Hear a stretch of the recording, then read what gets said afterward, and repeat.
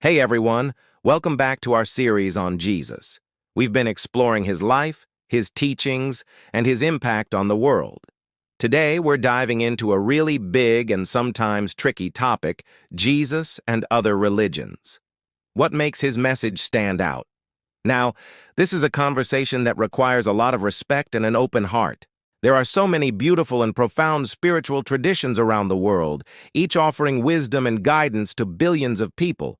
From the teachings of Buddha on ending suffering, to the moral framework of the Quran, to the deep philosophical insights of Hinduism, humanity has always been on a quest for meaning, for connection to something greater than ourselves. And that's really the heart of it, isn't it? This universal human longing. We all want to know, why are we here? How should we live? What happens after this life? And different faiths offer different answers to these fundamental questions. When we look at the great religious founders and figures, people like Muhammad, Buddha, Krishna, or Confucius, they are revered as enlightened prophets, brilliant teachers, or divine manifestations. They provided incredible moral codes, pathways to enlightenment, and laws for living a good and just life. Many taught that through our own efforts, through meditation, good works, following the law, or self-discipline, we can reach a higher state of being or achieve unity with the divine.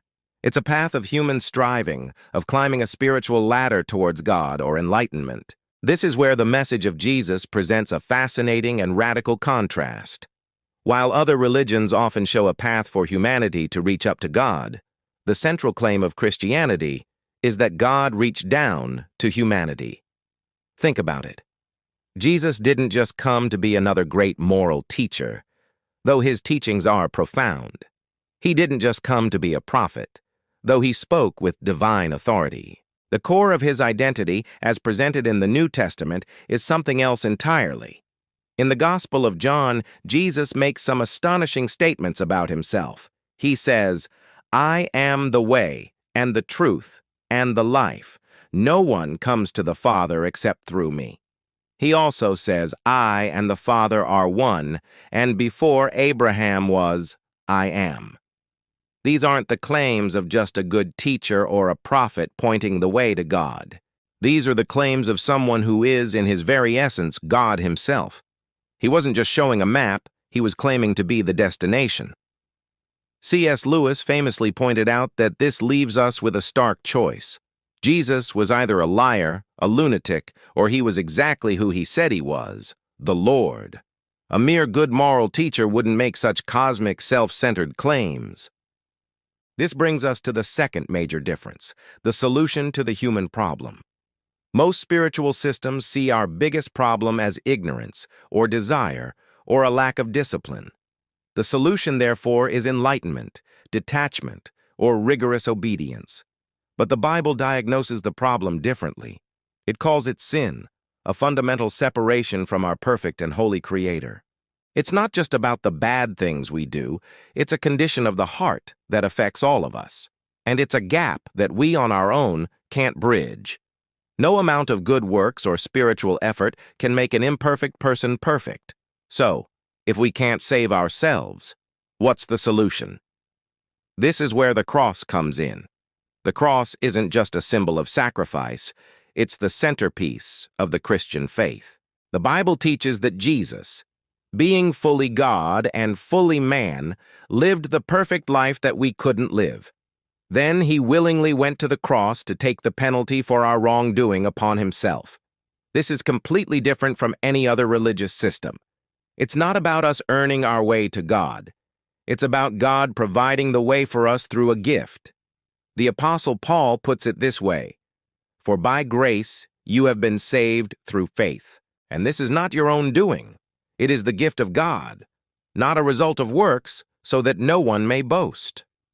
Grace is the key word. It's unearned, unmerited favor. It's a gift, not a wage. Every other religion, at its core, is spelled D-O. It's about what we must do. Christianity is the only one spelled D-O-N-E. It's about what Jesus has already done for us.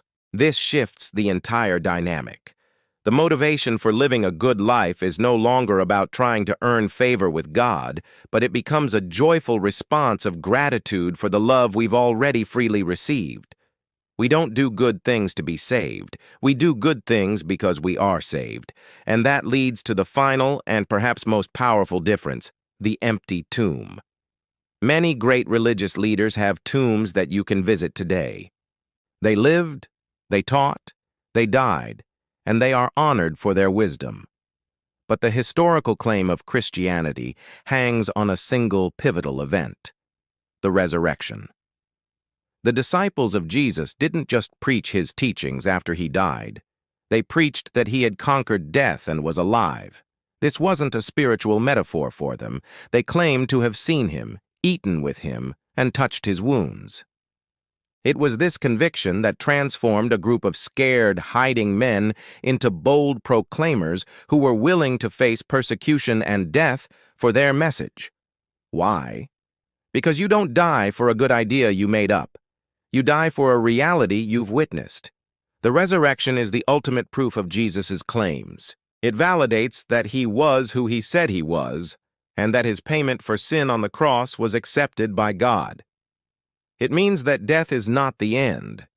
It offers a living, dynamic relationship with a risen Savior, not just adherence to the teachings of a long-dead founder.